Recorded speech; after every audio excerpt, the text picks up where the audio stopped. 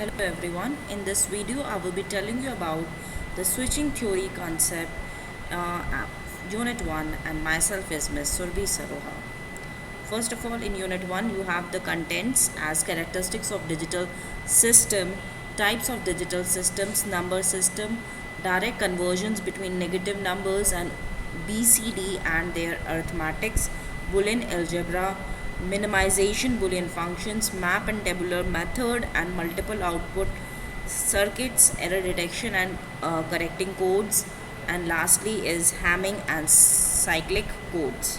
Coming to the very first topic, that is characteristics of digital system. Now data is represented in a digital system as a vector of binary variables. Digital systems can provide accuracy, that is dynamic range, limited only by the number of bits used to represent a variable. Digital systems are less prone to error than analog systems. Data representation in a digital system is suitable for error detection and correction. Digital systems are designed in a hierarchical manner using reusable modules. So all these are the characteristics of digital system. Now coming to the combinational logic circuit. Now what it is combinational digital logic circuit are basically made up of digital logic gates. So we have gates here like AND gate, OR gate, NOT gate, and universal gates. That is NAND gate and NOR gate. So NAND is a combination of NOT gate and AND gate, and NOR is a combination of NOT gate and OR gate. All these gates are combined together to form a complicated switching circuit. The logic gates are building blocks of combinational logic circuits.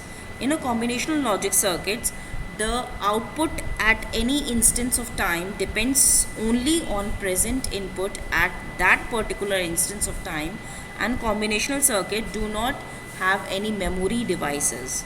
So these are the characteristics. These are the combinational logic circuits. Now coming to the encoder and decoder are example of combinational circuits. A decoder converts the binary coded data at its present input into a number of different output lines. Other example of combinational switching circuits are half adder, full adder. In detail we will be extending in further. Encoder, decoder, multiplexer, demultiplexer, code converter, etc. So all this we will be discussing in this switching theory subject. Combinational circuits are used in microprocessor and microcontroller for designing the hardware and software components of a computer. So combinational circuits they are used in microprocessor and microcontroller. Fine. Now this is a diagram. In this shows the types of digital circuits, that is combinational logic circuit.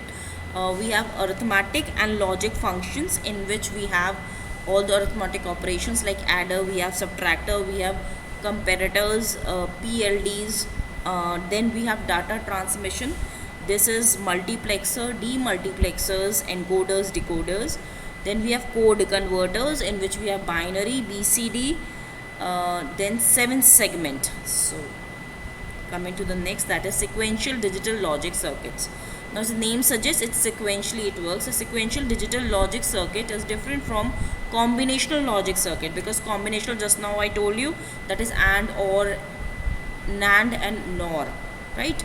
But sequential, it's different from combinational logic circuit. So in sequential circuit, the output of the logic device is not only dependent on the present inputs to the device but also on past inputs. In other words, output of a sequential logic circuit depends on present input as well as present state of the circuit. And unlike combinational circuits, the sequential circuits have memory devices in order to store the past outputs. In fact, sequential digital circuits are nothing but combinational circuits with memories. These types of digital logic circuits are designed using finite state machines. Example of sequential logic circuits are counters, flip-flops, constructed using digital logic gates and memory. So this flip-flop and all these topics we'll discuss in unit 2. Now coming to sequential digital logic circuit, so it says it depends on the past state also. So this is the previous state. In the diagram you can see there is an input, then there is a combinational logic circuit there, which gives the output. There is a positive feedback also to the memory, and there is a clock signal as well. Now this is very important. This is number system. So this number system part I will be discussing in the second part of the video. I hope you understand till here. Thank you and have a nice day. Thank you. If please subscribe my channel, and for any help, please let me know.